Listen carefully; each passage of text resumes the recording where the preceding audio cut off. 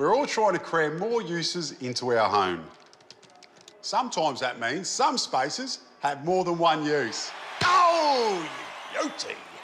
Wouldn't it be nice to create a little bit of separation and divide off those annoying distractions? Oh! What's that?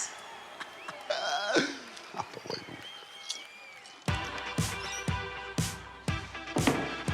A dividing screen is what I have in mind. It's going to look fantastic and give your room multiple uses. To make it, I'll be using this 25mm thick plywood. Now, I'm going to need 3 panels and I'm going to be cutting the centre out, so I'll be left with a 75mm frame. To do that, I'll be using my track saw. Now, if you don't have a track saw, you can use a normal circular saw, but you will need to clamp down a straight edge so you end up with a nice, neat cut.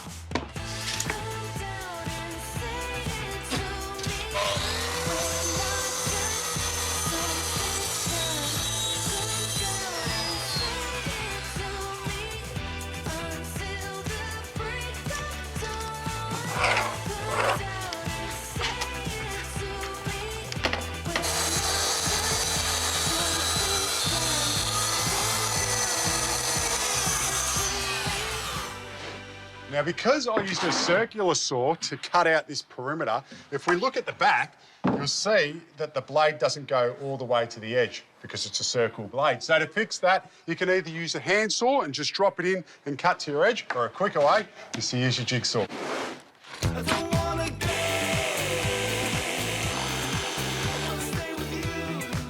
All right, the big reveal. Who needs a mirror when you've got a head like this?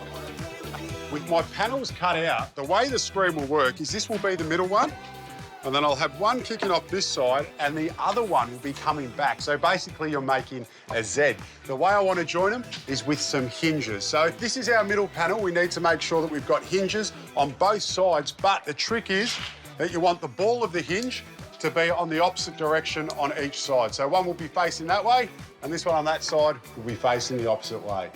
If that doesn't make sense, keep watching and you'll see what I mean.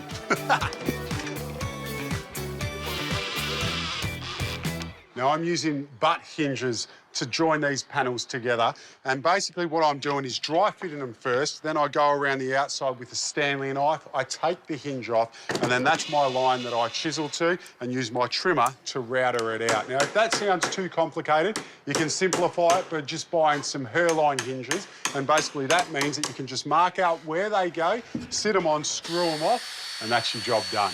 But I like a challenge.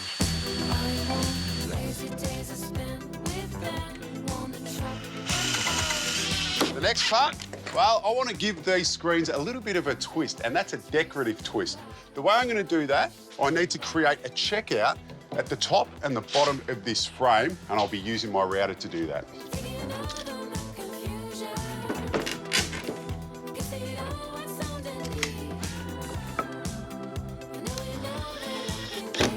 And I'm just setting up a timber guide so my router base plate can follow it, and I'll get a nice straight cut.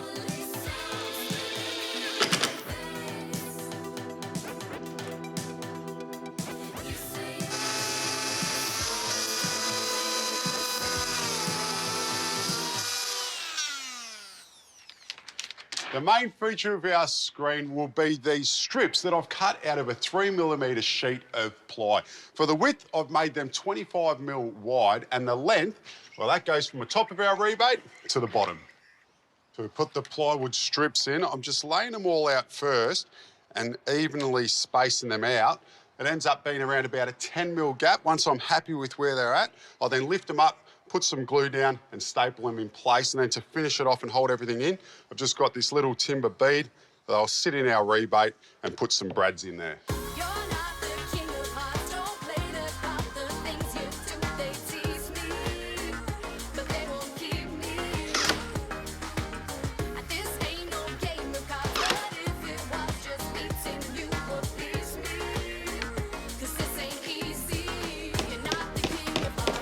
And for the other end, it's exactly the same process, but this time we're going to twist our slats 180 degrees before we glue and staple them in place.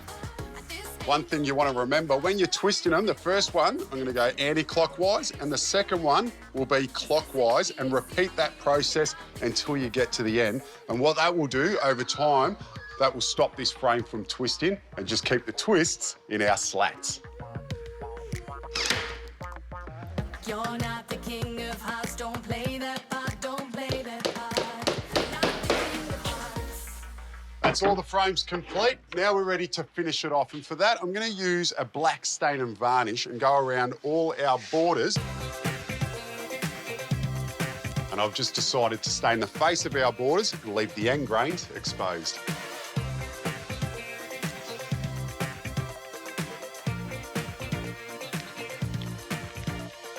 With all the screens painted black, I'm going to go over everything with a clear coat, and I'll give them 2 coats, and then we're ready to finish this screen off.